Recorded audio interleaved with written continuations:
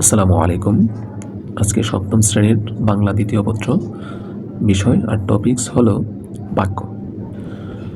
বাক্যের সাধারণ গঠন দুটি, একটা হচ্ছে উদ্দেশ্য, দ্বিতীয় হচ্ছে বিদায়। উদ্দেশ্য কাকে বলে? বাক্যের যে অংশে যার সম্পর্কে কিছু বলা হয় তাকে উদ্দেশ্য বলে। আর বিদায় কাকে বলে? বাক্যের উদ্দেশ্য সম্পর্কে যা বলা হয় তাকে বিদায় বলে। যদি আমরা উদাহরণের মাধ্যমে বলি যে এখানে হ্যাপি হ্যাপি একটি পুতুল বানাতে চায়, এখানে এখানে হ্যাপি হচ্ছে উদ্দেশ্য, আর হ্যাপি সম্পর্কে যা কিছু বলছে এখানে বলছে একটি পুতুল বানাতে চায়, এই সম্পূর্ণ বাক্যটা হচ্ছে কি বিদায়।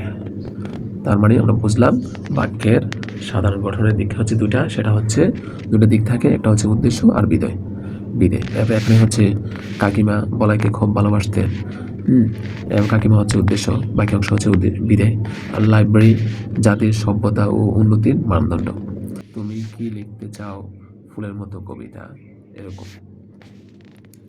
তারপর হলো আমরা যদি দেখি এই ভাষার মূল উপকরণ বাক্য, উপরের বাক্যগুলোতে পূর্ণাঙ্গ অর্থপূর্ণ বক্তব্য প্রকাশ পেয়েছে।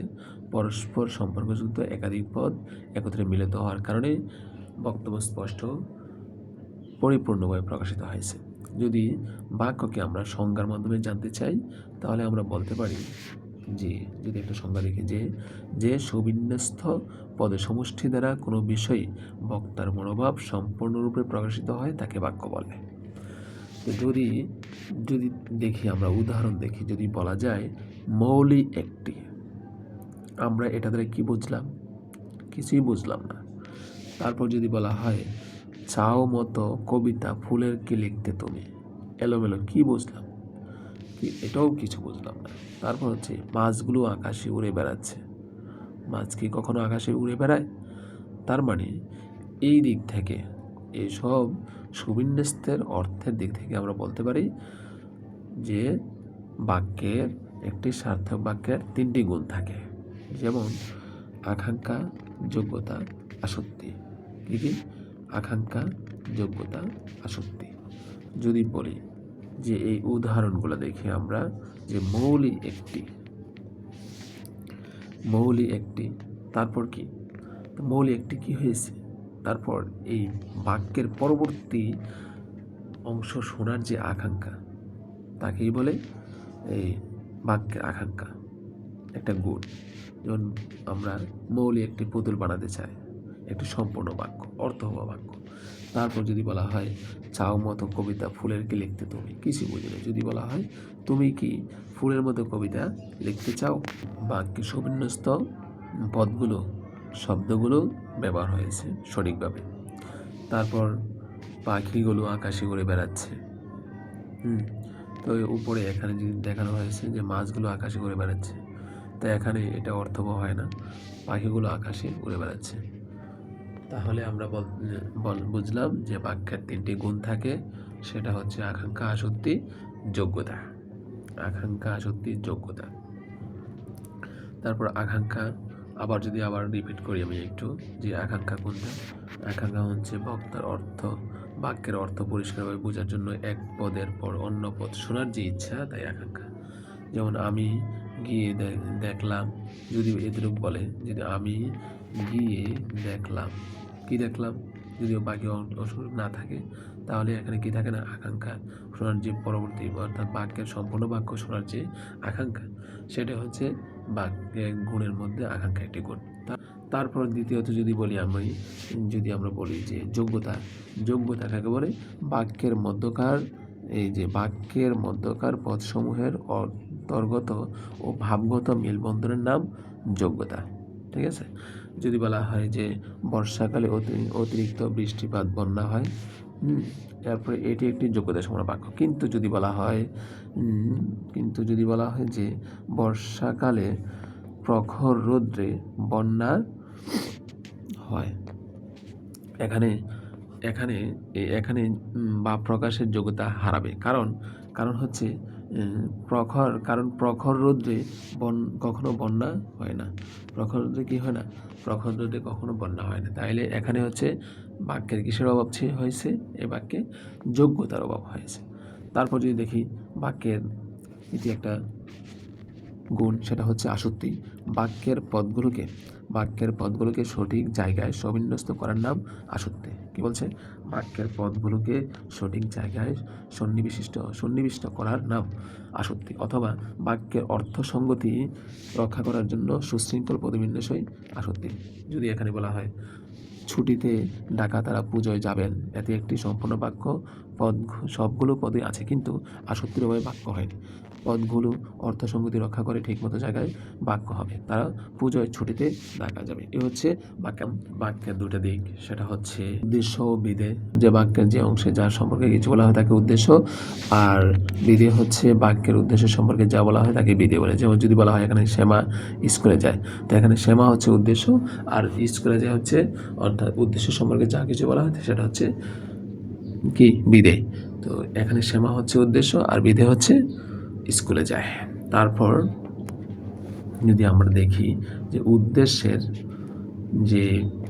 উদ্দেশ্যের ও বিধের সম্প্রসারণ, বাক্যে উদ্দেশ্য প্রথমে ও বিধে, উদ্দেশ্য হচ্ছে প্রথমে আর বিধে হচ্ছে পরে। উদ্দেশ্য প্রথমে, বিধে হচ্ছে পরে। বাক্য দীর্ঘ করে দীর্ঘ হলে উদ্দেশ্য ও বিধে সম্প্রসারিত হয়। যেমন হচ্ছে উদ্দেশ্যের সম্প্রসারণ হচ্ছে রাকিবের ভাই এসেছে। এখানে রাকিব হচ্ছে সম্প্রসারণ, আর ভাই হচ্ছে উদ্দেশ্য, আর এসেছে হচ্ছে বিধে। তারপর যদি বলে অত্যাচারী রাজা নিহত হয়েছে, তো অত্যাচারী হচ্ছে সম্প্রসারণ, আর হচ্ছে উদ্দেশ্য হচ্ছে রাজা, আর বিধে হচ্ছে নিহত হয়েছে। তো এরকমভাবে যদি বলি, তারপর যে এই বিধের সম্প্রসারণ হচ্ছে, যেমন এখানে উদ্দেশ্য হচ্ছে ময়না ভালো জামগুলো খেয়ে ফেলেছে। এখানে উদ্দেশ্য হচ্ছে ময়না, সম্প্রসারণ হয়েছে এখানে ভালো জামগুলো, আর বিধে হচ্ছে খেয়ে ফেলেছে। এরকমভাবে হচ্ছে তিনি যেভাবেই হোক আজ আসবেন, তাহলে এখানে তিনি হচ্ছে উদ্দেশ্য, আর যেভাবেই হোক হচ্ছে সম্প্রসারণ, আসবেন হচ্ছে বিধে। এরকমভাবে বাক্যের গঠনগত শ্রেণীবিভাগ। তারপর হচ্ছে বাক্যের গঠনগত শ্রেণীবিভাগ। যদি বলি গঠনগত দিক থেকে বাক্য 3 প্রকার, সেটা হচ্ছে সরল বাক্য, জটিল বাক্য, যৌগিক বাক্য। তো সরল বাক্য কাকে বলে? সরল বাক্য হচ্ছে যে বাক্যে একটিমাত্র কর্তা কি থাকে, যে বাক্যে একটিমাত্র কর্তা, উদ্দেশ্য মানে কি? উদ্দেশ্য, এবং একটিমাত্র সমাপিকা ক্রিয়া অর্থাৎ বিধে, তাকে সরল বাক্য বলে। যেমন ফুল ফুটেছে, ছেলেরা খেলা করছে। তো এখানে হচ্ছে ফুল হচ্ছে উদ্দেশ্য, আর ফুটে হচ্ছে বিধেয়। তো এখানে হচ্ছে একটি কর্তা হচ্ছে ফুল, আর সময়কে ক্রিয়া বা বিধেয় হচ্ছে ফুটেছে। এরকমভাবে ছেলেরা হচ্ছে উদ্দেশ্য, একটি কর্তা, আর খেলা করে, তো এখানে হচ্ছে খেলা করে হচ্ছে বিধেয়। তার মানে হচ্ছে সরল বাক্য হচ্ছে একটিমাত্র কর্তা, যে বাক্যে একটিমাত্র কর্তা এবং একটিমাত্র সমকাল ক্রিয়া থাকে তাকে সরল বাক্য বলে। তারপর হলো জটিল বা মিশ্র বাক্য। জটিল বা মিশ্র বাক্য, যে বাক্যের মধ্যে একটি প্রধান বাক্য থাকে এবং একাধিক বাক্যকে প্রধান বাক্যের উপর নির্ভরশীল দেখা যায় তাকে জটিল বা মিশ্র বাক্য বলে। তো অথবা অন্যভাবে বলা যায় যে বাক্যে একটি প্রধান খণ্ড বাক্যের এক বা একাধিক আশ্রিত বাক্য পরস্পর সাপেক্ষভাবে ব্যবহৃত হয় তাকে কি বলে? জটিল বা মিশ্র বাক্য বলে। যেমন উদাহরণ দেখলে বুঝতে পারবা যে এখানে বলা হলো যে পরিশ্রম করে সেই সুখ লাভ করে। তারপর হচ্ছে যিনি সৎ পথে চলেন তিনি সুখী হন। তো এখানে যদি বলা যায় যে এখানে হচ্ছে এখানে যিনি তিনি, তো এরকম থাকে। হ্যাঁ, এখানে জটিল বা মিশ্র বাক্যে এরকম শর্ত থাকে যে পরিশ্রম করে সেই সুখ লাভ করে, যিনি সৎ পথে চলেন তিনি সুখী হন, এরকম। তারপর হচ্ছে যদি বলা যায় যে যিনি, এরপরে হচ্ছে যে আশ্রিত বাক্য, প্রধান খণ্ড বাক্য। আশ্রিত বাক্য যে পরিশ্রম করবে সে সুখ লাভ করবে, ঠিক আছে। তারপর যদি বলা হয় যৌগিক বাক্য কি, যৌগিক বাক্য হচ্ছে পরস্পর নিরপেক্ষ দুই বা ততোধিক সরল বা জটিল বাক্য মিলিত হয়ে যখন একটি সম্পূর্ণ বাক্য গঠন করে তাকে যৌগিক বাক্য বলা হয়। কি বলছে? পরস্পর নিরপেক্ষ দুই বা ততোধিক সরল বা জটিল বাক্য মিলিত হয়ে যখন একটি সম্পূর্ণ বাক্য গঠন করে। যদি উদাহরণ দেখাই তোমাদেরকে, যে তিনি অর্থশালী কিন্তু শিক্ষিত নন, এখানে একটা কি আসছে, ক্লোজ মার্কার আসছে, ইংরেজি বলে ক্লোজ মার্কার। এখানে হচ্ছে এটা হচ্ছে যে কিন্তু। আর হিমেল নিয়মিত পড়াশোনা করে, তাই কি করে, সে প্রথম হয়। এই হচ্ছে যৌগিক বাক্য। তারপর হলো যে আমরা কিছু বাক্যকে অর্থাৎ যৌগিক বাক্য চেনার কিছু আলামত আমরা বলতে পারি, যে এখানে হচ্ছে এরকম, যেমন এই আলামতগুলো যৌগিক বাক্যের অন্তর্গত নিরপেক্ষ বাক্যগুলো হচ্ছে ও থাকবে বাক্যের, ও এবং থাকবে, কিন্তু থাকবে, অথবা থাকবে, অথচ থাকবে, কিংবা, বরং, তথাপি, সুতরাং, অতএব, যেহেতু, যেন ইত্যাদি অব্যয় যুগে সংযুক্ত থাকে ইত্যাদি। অব্যয় যদি বাক্যের মাঝে ব্যবহৃত হয় তখন বলতে হবে যে এটা কোন ধরনের বাক্য, যৌগিক বাক্য। তারপর হচ্ছে বাক্য গঠনের নিয়ম। বাক্য গঠনের নিয়মের মধ্যে যে বাক্য গঠিত হয় শব্দ দিয়ে এবং বাক্যের অন্তর্গত প্রত্যেকটি শব্দকে বলা হয় পদ। কি বলছে? বাক্যে গঠিত হয় শব্দ দিয়ে এবং বাক্যের অন্তর্গত প্রত্যেকটি শব্দকে বলা হয় পদ। এখন যদি বলা হয় বাক্যের মধ্যে যে পদ কাকে বলে, শব্দের পদ হচ্ছে বিভক্তিহীন শব্দ যদি হয় তাহলে সেটাকে বলে পদ। তো বাক্যের ব্যবহৃত প্রত্যেকটি শব্দ বা পদ সাজানো সুনির্দিষ্ট নিয়ম আছে। বাক্যে পদ সংস্থাপনা এই পদ্ধতিকেই বাক্যের পদ সংস্থাপন রীতি বা পদক্রম বলা হয়। তারপর আমি যদি দেখি যে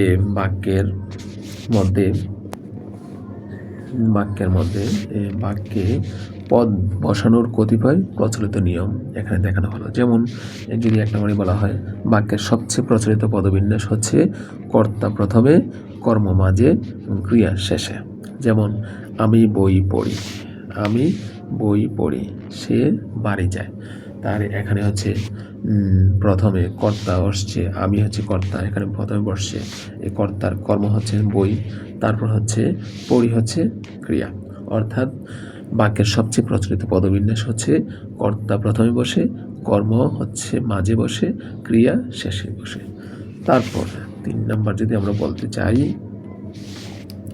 যে ক্রিয়া বিশেষণ ক্রিয়ার আগে বসে। ক্রিয়া বিশেষণ ক্রিয়ার কথায় বসে, ক্রিয়ার আগে বসে। এখানে এবারে রানা ডুকরে কাঁদছে, এখানে কাঁদছে একটা ক্রিয়া, ক্রিয়ার বিশেষণ কি, ডুকরে। কিভাবে কাঁদছে, ডুকরে কাঁদছে। এখানে ডুকরে হচ্ছে বিশেষণ, ক্রিয়া বিশেষণ, আর রানা হচ্ছে কি, কর্তা। তারপর যদি আমরা বলি যে 3 নম্বরে যে বাক্যের কর্ম থাকলে ক্রিয়া বিশেষণ কর্মের আগে বসে। বাক্যে কি থাকলে, বাক্যে কর্ম থাকলে ক্রিয়া বিশেষণ কর্মের আগে বসে। যেমন মামুন নীরবে বই পড়ছে, এখানে এই এখানে বই কি পড়ছে, যদি বলা হয় কি পড়ছে, বই পড়ছে, এই বইটা হচ্ছে কর্ম। এখানে কর্ম চেনার 2টা কথা, একটা হচ্ছে প্রশ্ন, যদি 2টা শব্দ দ্বারা প্রশ্ন করা হয়, কি এবং কাকে, কি এবং কাকে দ্বারা যদি প্রশ্ন করে উত্তর পাওয়া যায় তাহলে সেটা হচ্ছে কর্ম। যদি এখানে আমি প্রশ্ন করি মামুন নীরবে বই পড়ছে, যদি প্রশ্ন করা হয় মামুন নীরবে কি পড়ছে, যদি কি পড়ছে উত্তরে আসবে বই পড়ছে। তো এখানে হচ্ছে বইটা হচ্ছে কর্ম, বইটা হচ্ছে কি, কর্ম। তারপর যদি আমরা বলি সময়বাচক ও স্থানবাচক পদ কর্মের আগে বসে। তাহলে যদি উদাহরণ আমরা দেখি, কাল কলেজ বন্ধ ছিল, আমি বৃহস্পতিবার ঢাকা যাব, এই যাওয়ার কাজটা ঢাকা যাব, তাহলে হচ্ছে সময়বাচক ও স্থানবাচক পদ কর্মের আগে বসে। এখানে যাব হচ্ছে একটা কর্ম কাজ, আর হচ্ছে সময়বাচক কখন যাবে, বৃহস্পতিবার, আর কোথায় যাবে, ঢাকা যাবে। তাহলে সময়বাচক পদ কর্মের কোথায় বসে, আগে বসে। তারপর যদি 3 নম্বর আমি দেখাই, নাবোধক অব্যয় সমভিকা ক্রিয়ার পরে বসে। নাবোধক অব্যয় কোথায় বসে, সমভিকা ক্রিয়ার পরে বসে। এখানে যদি দেখাই যে আমি খাইনি, সে পড়া শেখেনি, এখানে হচ্ছে খাইনি, এখানে হচ্ছে খাইনি, এখানে খাওয়া একটা কাজ, কিন্তু এখানে নি একটা কি বসছে, নাবোধক অব্যয় বসছে। এখানে কোথায় বসছে, তাহলে ক্রিয়ার পরে। তারপর প্রশ্নবোধক যদি বলা হয় যে প্রশ্নবোধক সর্বনাম ক্রিয়ার আগে বসে। প্রশ্নবোধক সর্বনাম ক্রিয়ার আগে বসে। উদাহরণ যেমন, আপনি কি চান, আকাশে কি দেখছো। এখানে প্রশ্নবোধক সর্বনাম হচ্ছে আপনি, এখানে আকাশে, এই যে সর্বনাম বললাম, কি দেখছেন, এই যে কি, আপনি কি দেখছেন, আপনি কি আকাশে কি দেখছো। এখানে এগুলো হচ্ছে প্রশ্নবোধক সর্বনাম ক্রিয়ার আগে বসছে। তারপর হচ্ছে যদি দেখাই যে বিধে, এই যে বিধের বিশেষণ বিশেষ্যের পরে বসে, যেমন ছেলেটা বুদ্ধিমান, লোকটি বোকা। তারপর হচ্ছে যদি বলি বিশেষ, বিশেষ ক্ষেত্রে সম্বন্ধপদ বিশেষ্যের পরেও বসে। যেমন উদাহরণ, মুখটি তোমার কিন্তু সুন্দর, প্রাণ তার খুব শক্ত। ঠিক আছে, এখানে হচ্ছে দেখা যাচ্ছে মুখটি তোমার কিন্তু সুন্দর, এখানে সুন্দর, মুখটি তোমার, এখানে পরেও বসছে। এখানে কিসের পরে বসছে, বিশেষ, বিশেষ ক্ষেত্রে সম্বন্ধ পদ, অর্থাৎ যাকে সম্বন্ধ হচ্ছে, যাকে সম্পর্কে কিছু সম্বন্ধ করে কিছু বলা হয়। ঠিক আছে, তো মনে রাখতে হবে এই পদবিন্যাস অপরিবর্তনীয় বিষয় নয়, বক্তার মনোভাব, বলার বিশেষ ধারা বা স্টাইল ও পারিপার্শ্বিক বিষয়াদির উপর নির্ভর করে পদবিন্যাস রীতি কেমন হবে। ঠিক আছে, আল্লাহ হাফেজ। আজকে বাক্য সম্পর্কে এতটুকু আলোচনা, পরবর্তী ক্লাস দেখার জন্য অনুরোধ করা হবে। আল্লাহ হাফেজ, আসসালামু আলাইকুম।